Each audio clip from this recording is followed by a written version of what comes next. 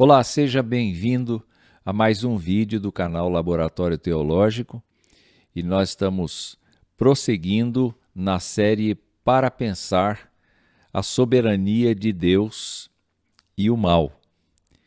Eu quero convidar você a permanecer comigo até o final deste vídeo e, se porventura você quiser, se inscreva no canal, será muito bom compartilhar com você este vídeo e outros, e também compartilhe com os seus amigos a respeito deste assunto que é tão importante para a vida de hoje, para a vida da atualidade.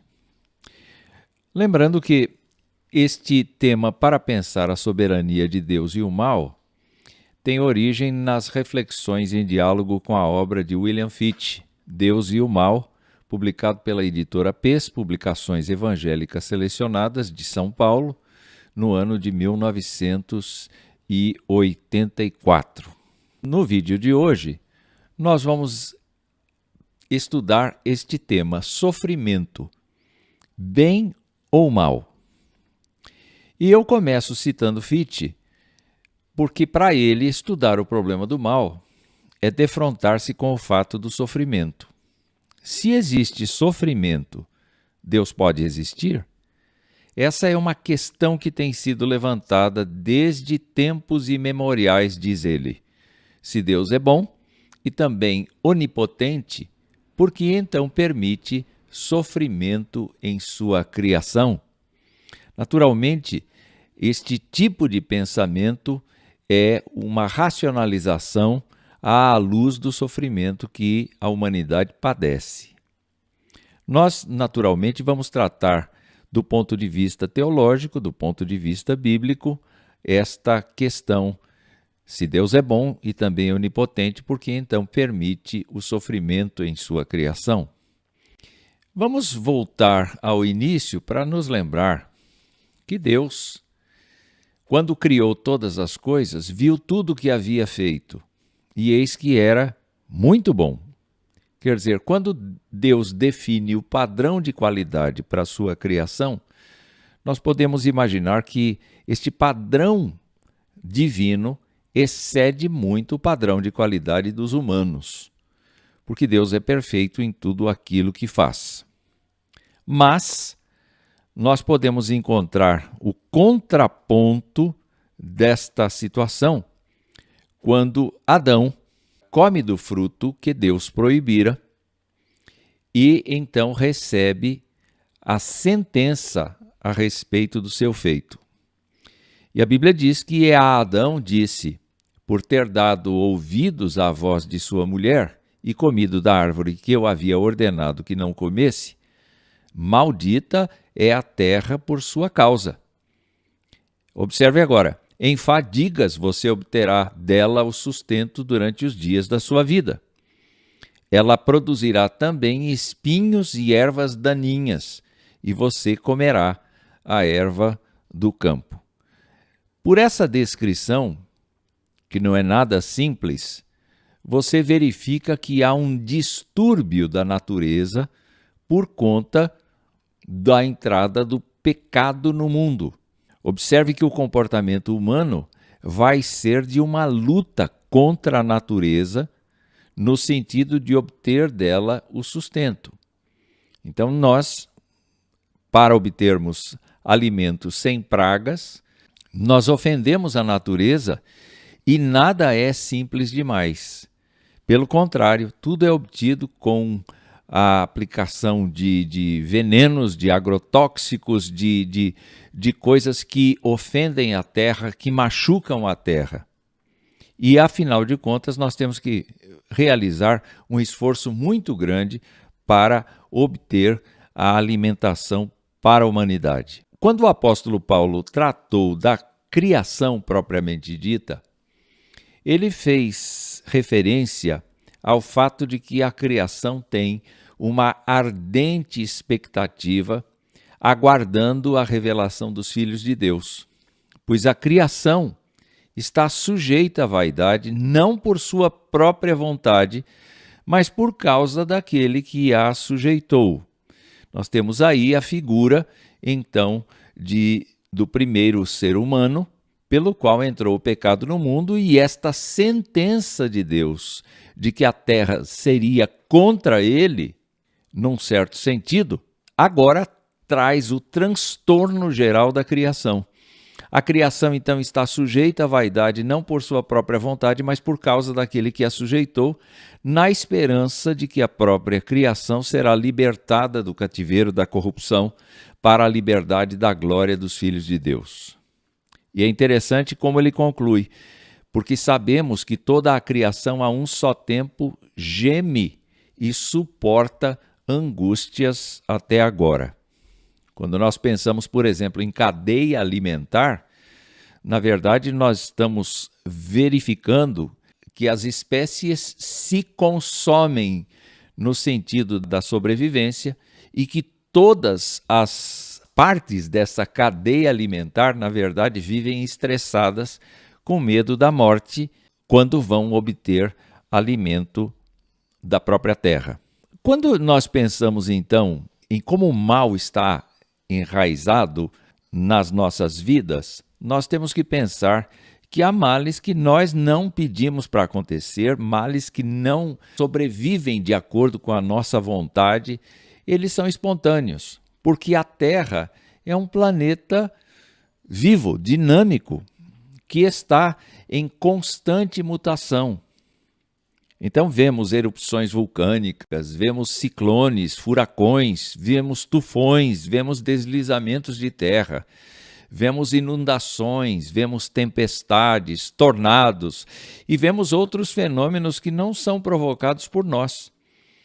Mas eles acabam produzindo na humanidade diversos flagelos. Você vai perguntar de quem é a culpa que um vulcão tenha a sua erupção. Nós não podemos afirmar que a culpa seja de uma etnia, seja de uma ação do homem. Pelo contrário, nós sabemos que toda esta revolução que o nosso planeta sofre é justamente por conta dele ter, na sua condição de planeta, esse mecanismo de transformação. Só que o mecanismo de transformação nem sempre é benéfico para nós. Em algumas partes, nós entendemos que ele é benéfico para o plantio, para a recuperação de resultados, mas nós sabemos perfeitamente que muitas vezes a humanidade padece em função deste mal que eu estou chamando de mal natural. Mas tem o mal provocado, porque as manchetes são constantes na direção de mostrar que nós temos oceanos cobertos de plástico, dejetos nos mares, nos oceanos, florestas se transformando em desertos, animais e plantas desaparecendo, em perigo de extinção, e os efeitos da urbanização, da agricultura, da criação de gado industrial, das emissões de CO2, estas coisas todas estão esgotando o planeta e os ambientalistas não se cansam desse discurso, mostrando que existe a necessidade de um retorno da humanidade em relação a determinadas práticas. Mas esse é um navio imenso, que é muito difícil de manobrar, porque depende das vontades de muita gente. E nós sabemos muito bem que o orgulho humano, a soberba humana, não está disposta a ser abatida para benefício da humanidade. Então, o homem é o pior inimigo do seu habitat. Agora, quando nós falamos da humanidade, não mais da Terra, nós podemos observar o que a Bíblia mostra a respeito da nossa natureza normal, da nossa natureza comum. Paulo diz: os seres humanos, no fim dos tempos, serão egoístas, avarentos, orgulhosos, arrogantes, blasfemadores, desobedientes aos pais, ingratos, ímpios, sem afeição natural, implacáveis, caluniadores, sem domínio de si, cruéis, inimigos do bem, traidores, atrevidos, convencidos, mais amigos dos prazeres do que amigos de Deus. Entretanto, tendo forma de piedade, tendo uma ideologia, tendo uma postura que parece uma postura piedosa, mas negando o poder dela, porque nós, seres humanos, contaminados pelo pecado, sem o temor de Deus, somos pessoas que centralizam a si mesmas no contexto de todas as coisas. Então, nós somos individualmente agentes da maldade na terra, a menos que Deus converta o nosso coração. Quando nós falamos do mal que nós provocamos por ser assim, eu vou a um texto que antecede o 8º século, ou que está dentro do 8º século antes de Cristo. E Miqueias diz assim: desapareceram da terra os piedosos, e não há entre todos um só que seja reto. Todos ficam à espreita para derramar sangue. Cada um caça o seu irmão com rede. As suas mãos são hábeis na prática do mal. As autoridades exigem, e aqui provavelmente se refere a impostos. As autoridades exigem, os juízes aceitam suborno, os poderosos manifestam os seus maus desejos, e assim, em conjunto, tramam os seus projetos. E ele termina este parágrafo dizendo: o melhor deles é como um espinheiro. Os poderosos do planeta, eles estão, como o próprio texto indica, trabalhando para proveito próprio, porque esta é a natureza humana. Somente quando nós encontramos corações transformados, convertidos e entendendo o propósito de Deus para a humanidade, é que nós vamos encontrar pessoas que estão direcionando seus esforços para abençoar a humanidade.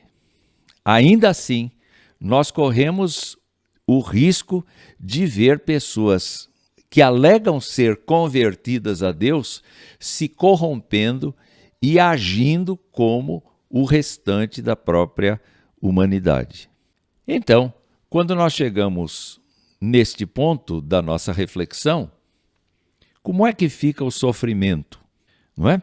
Se temos o mal, que é natural, que é provocado pelo ser humano, se nós temos o ser humano numa condição em que ele próprio é uma pessoa que tem fundamentos da maldade agindo todo o tempo, se nós temos a ação humana em benefício próprio e, portanto, trazendo desconforto à humanidade, o que se diz a respeito do sofrimento? Nós voltamos à Bíblia e nós verificamos que lá, quando Deus estava apartando, separando, expulsando, vamos dizer assim, o primeiro casal da sua presença, como sentença do seu pecado, ele disse à mulher: eu vou aumentar em muito os seus sofrimentos na gravidez, com dor você dará à luz filhos, o seu desejo será para o seu marido e ele a governará. Você pode imaginar quais foram as consequências disto. Muitas mulheres perdem a vida no parto. Isto, infelizmente, acontece. Nós temos alguns substitutos para a dor do parto, mas nós sabemos que há muito sofrimento da mulher para dar à luz a uma criança. Mas também nós vemos que, infelizmente, a humanidade faz uma distinção muito grande entre homem e mulher, e em muitas culturas nós encontramos a opressão da mulher, a verdadeira escravidão da mulher, o que não é bíblico, o que não é aceito pela palavra de Deus. Com respeito a Adão, Deus disse para ele: no suor do seu rosto você comerá o seu pão, até que volte à terra, pois dela você foi formado, porque você é pó e ao pó voltará. Ou seja, a nossa vida, a nossa existência como humanos foi limitada e nós, claro, trazemos já desde o nascimento as áreas fracas do nosso ser que nos vão conduzir à morte mais tarde. Enquanto temos saúde, não percebemos que há pontos frágeis, há pontos delicados no nosso corpo que vão nos levar à morte. Mas eles estão lá e potencialmente eles podem agir dentro do momento que Deus considerar oportuno para tirar de nós o fôlego de vida. Então, em relação à dor, você percebe que a dor é um sofrimento que a maioria da população tem. Muitos de nós sofremos dores musculares, dores generalizadas, dores.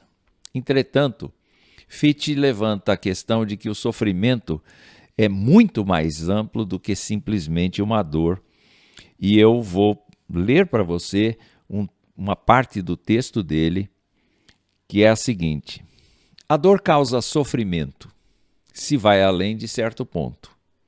Mas há muitas formas de sofrimento que não se irradiam da dor física. O medo e a ansiedade podem produzir grande sofrimento.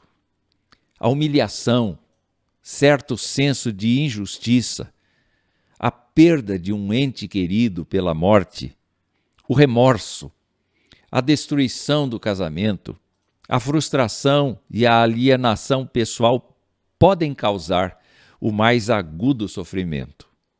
Um sofrimento emocional dessa espécie pode ser em tudo tão acerbo como o causado pela dor física.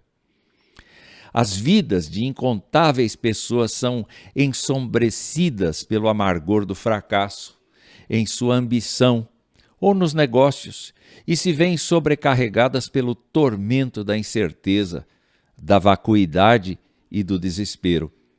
Erram pelas ruas das nossas grandes cidades muitos que se renderam ao alcoolismo, ao vício das drogas, ao divórcio e ao crime, não por causa da ameaça de fome, mas por causa da paralisia moral, da falta de sentido da vida em geral.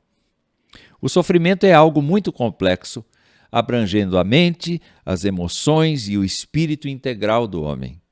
A depressão profunda é uma terrível realidade para multidões de homens e mulheres. O egoísmo, a avareza, a cobiça, a crueldade e a disposição para a vingança podem trazer a outros um terrificante peso de dor.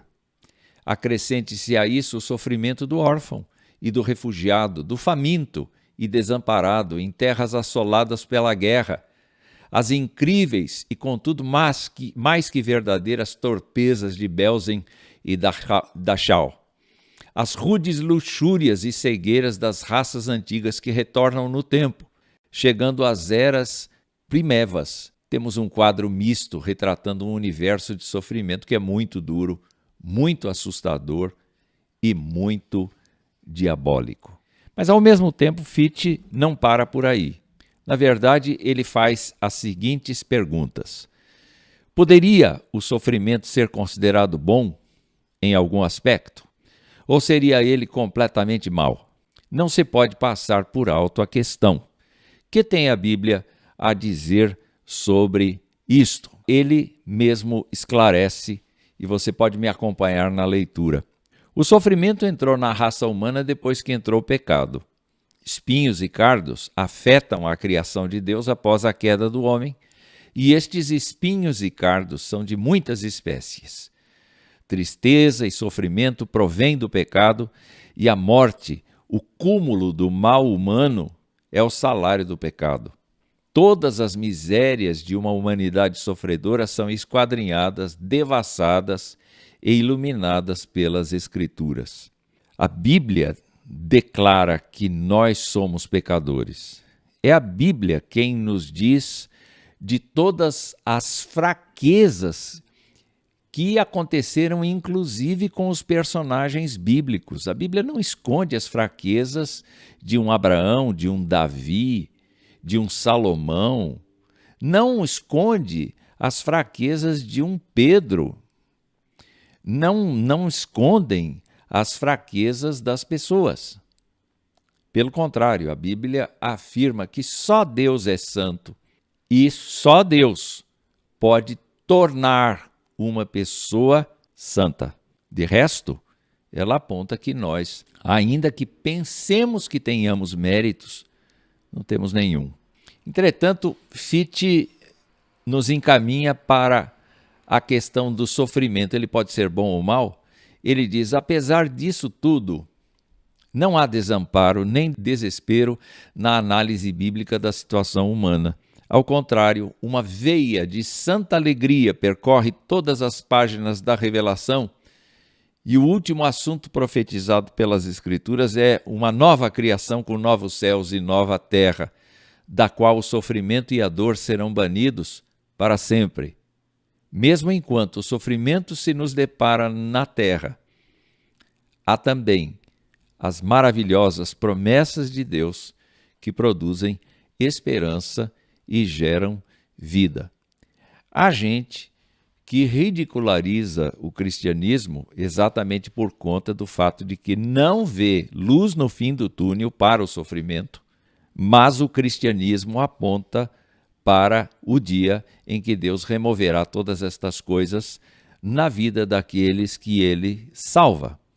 É importante para nós lembrar que o sofrimento, então, pode ter uma característica boa, que é o de aperfeiçoamento das pessoas, no sentido de se parecerem mais com o Senhor Jesus Cristo, que afinal de contas veio à Terra, não pecou nenhuma vez, entretanto, sofreu como uma pessoa executada, condenada injustamente e executada, mas que, na verdade, estava vivenciando uma morte chamada vicária, substitutiva, no lugar de todos aqueles que creem no seu nome, com a promessa de que não haverá dor, não haverá sofrimento num futuro em que ele voltará para os seus.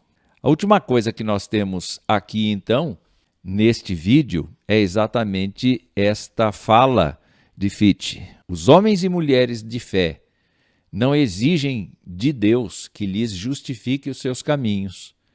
Outro fator penetrou as vidas deles.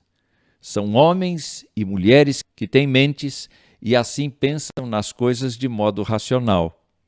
Inevitavelmente fazem perguntas acerca do sofrimento. É claro que devem fazer. Entretanto, lutam com o problema que tal intromissão na criação torna urgente para eles, mas não culpam a Deus. Não exigem, irritados, que Deus explique ou defenda a sua conduta. O novo fator da fé tomou posse das suas vidas e ele se evidencia mais forte que o simples intelecto. Deus é real para eles, mesmo no vale do sofrimento. Daí, os ouvimos cantando mesmo ali. Ou seja, para o cristianismo, o sofrimento, é claro, é resultado da maldade humana, mas o sofrimento pode trazer capacitação. O sofrimento pode trazer competência, despertar a competência, amadurecer. Esta é a proposta, então, de Fichte neste trecho do seu livro. E eu espero que você tenha ficado até o final e apreciado este assunto. Nós nos encontraremos no próximo vídeo, se Deus quiser.